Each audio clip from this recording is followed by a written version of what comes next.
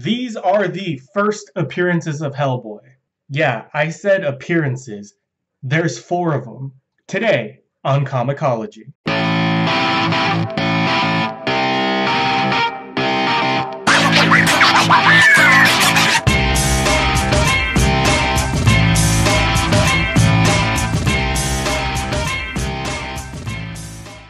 Here, let me throw this image on screen.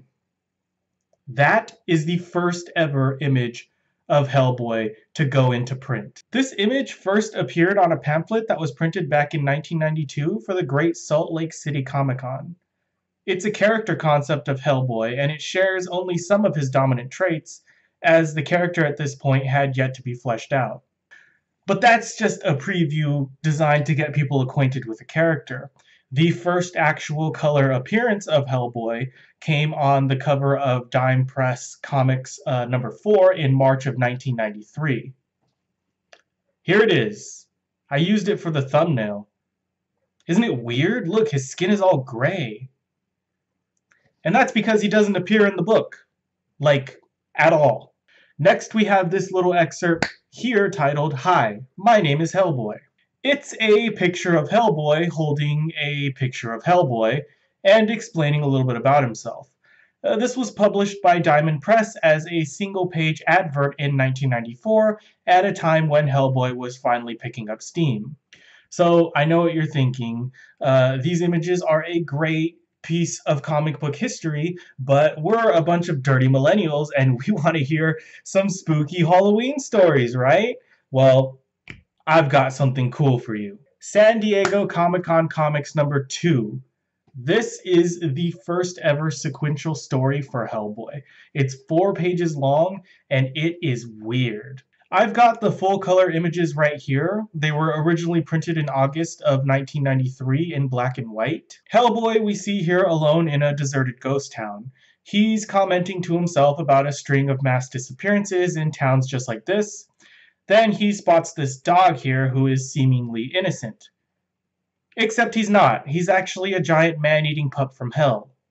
Hellboy immediately recognizes the pup as Anubis, the ancient Egyptian god of mummification.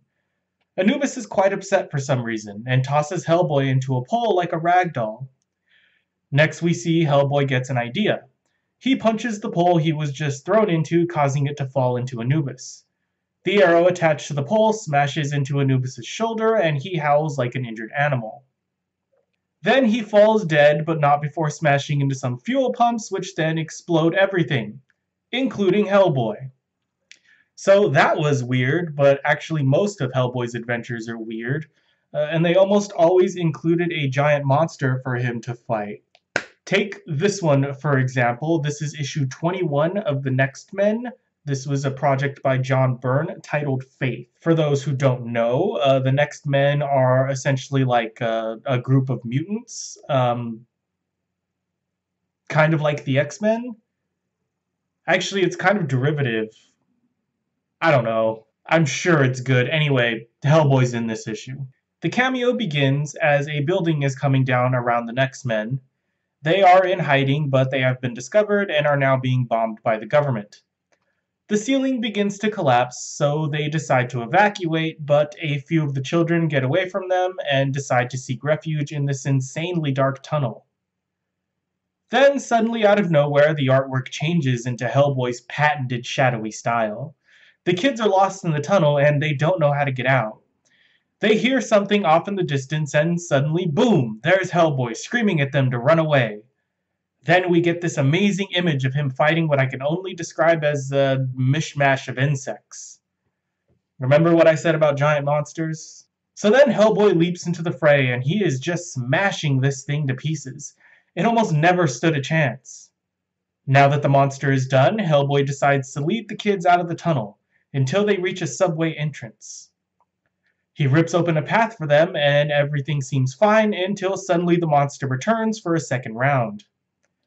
The children are already safe, but the monster drags Hellboy back down into the darkness and out of this comic book. So there you go. That cameo marks the 4th first appearance of Hellboy.